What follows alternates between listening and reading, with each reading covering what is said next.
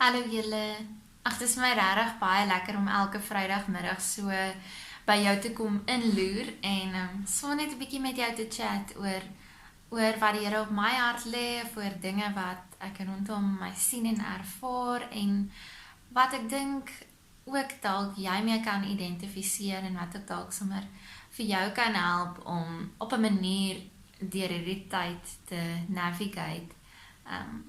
Ek hoop waar jy ook al is jy sommer lekker gemaklik, sit sommer op 'n lekker bank of gaan lê op die bed en kyk na hierdie video. En ek hoop jy hoor ook regtig iets van God se hartklop vir jou as jong mens se lewe. En vanmiddag wil ek graag 'n bietjie met jou gesels oor iets wat eintlik aansluit by verlede week se boodskap oor jou ware selfie en hoe die Here ook wil hê dat ons wie ons is sal embrace en nie sal voorgee om enigiemand anders te wees net omdat ander mense dit van ons verwag nie of omdat ons graag aanvaar wil word deur ander nie. So as jy daai video gemis het, gaan kyk asseblief daarna op YouTube of Instagram. Vanmiddag gesels ons oor wanneer om sterk te wees ook eintlik 'n swakheid kan word. Ek dink jy het ook al die frase gehoor, dis okay om nie okay te wees nie. En ons het al almal nie okay gevoel nie. Ons is al almal, veral dalk in hierdie tyd, net nie lus om enigiets te doen nie en net heeldag voor die TV te lê. Ons wou net nie daai huiswerk doen nie of daai taak klaar maak nie. Of dalk het jy regtig al met tye net afgevoel, regtig sommer moedeloos of selfs hartseer. Dalk ook alleen en het jy gevoel ek het nou regtig net my vriende en my familie rondom my nodig. Of dalk is daar weer tye wat jy juis net niemand wil sien nie en net 'n bietjie me time wil hê want die huis is nou net te crowded. Juis in hierdie tyd dink ek is al baie stemme wat vir ons eintlik wil sê, maar jy moet okay wees. En ons word so gemotiveer om op 'n manier normaal aan te gaan, soos om eintlik nog steeds hard te werk en jou werk te doen, hard te leer, om selfs hard te oefen. Daar is allerlei oefenprogramme wat nou beskikbaar is. En op 'n manier wil die wêreld hê dat ons nog steeds sal go, soos wat ons gedoen het voor die lockdown. En ek dink dit is so gevaarlik eintlik, want dan word ons oortuig daarvan dat ons moet okay wees en op die ou einde tree ons so op asof ons okay is en sê ons, nee ek's okay, al is jy nie. Maar ek dink Jesus kom maak ons regtig vry daarvan om meer te wees en meer te doen, deur sy voorbeeld en ook deur dit wat hy vir ons in die Bybel sê. Jesus leer vir ons om vreesloos weerloos te wees. Jesus wat eintlik God is, wat almagtig is en ongelooflik kragtig is, wat enige iets kan doen. Hy kies om mens te kom word, soos ek en jy, met dieselfde biologiese samestelling as ons, met emosies, en Jesus steek ook nie daardie emosies weg nie. Jesus kom sê vir ons, moet dit nie opkrop nie. Jesus het gehuil toe hy hartseer was oor sy vriend Lazarus wat dood is. Jesus het ook kwaad geword, vir die regte redes natuurlik. Jesus kom en hy vra ook vrae. Hy kom sê vir ons, dis okay om vrae te hê en dit te stel.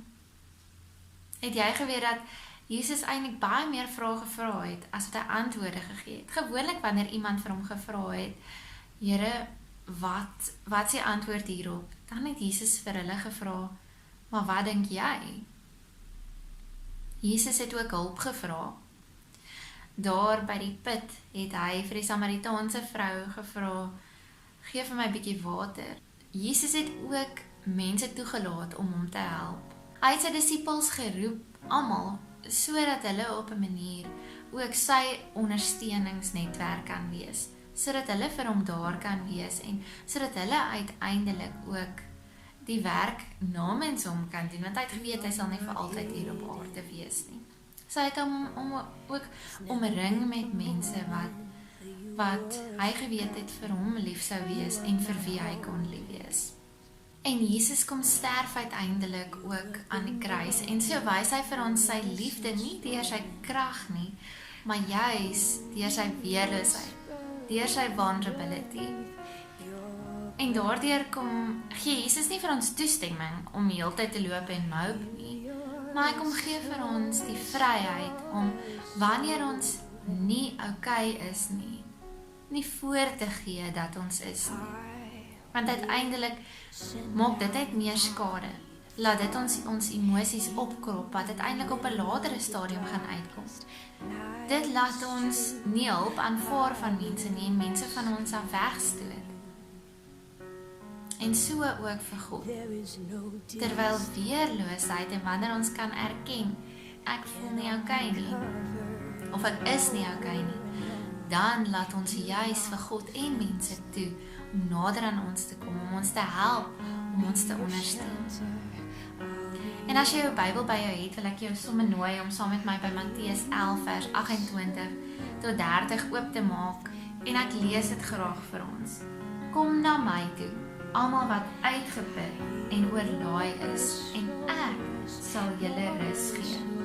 Kom neem my juk op julle en leer van my, want ek is sagmoedig en nederig van hart, en julle sal rus kry vir julle gemoed. My juk is sag en my las is lig. Wat vir my veral so mooi is van hierdie gedeelte is dat Jesus die nooi wat moeg en oorlaai is. Maar die catch is dat ek en jy moet erken dat ons daai is wat moeg en oorlaai is. Dat ons hand moet opsteek en sê, okay, ek is nie okay nie. En dan sê Jesus, welkom na my toe. Sy gee vir ons daai ruimte en daai vryheid om te kan sê, ek is nie okay nie. En om dan uiteindelik met ons baggage, met ons struggles, na hom toe te gaan en by hom ook rus te kry. Mag jy regtig vrymoedigheid hê om in hierdie tyd nie voor te gee dat jy okay is, of te sê jy is, wanneer jy nie is nie. God het ook vir jou mense in jou lewe gesit met wie jy kan gesels oor hoe jy voel, by wie jy sommer net kan gaan sit en afpak, en selfs ook huil. En ek wil jou ook uitnooi dat indien jy met my wil gesels, kan jy my enige tyd kontak, en indien jy ook sommer wil reageer oor hierdie video, los asseblief vir my 'n boodskap hier in die comments, of stuur vir my 'n persoonlike boodskap. Dit sal vir my so lekker wees om van jou te hoor. En mag jy ook regtig weet dat jy oor enige iets wat op jou hart is, met God kan praat. En dat hy verstaan.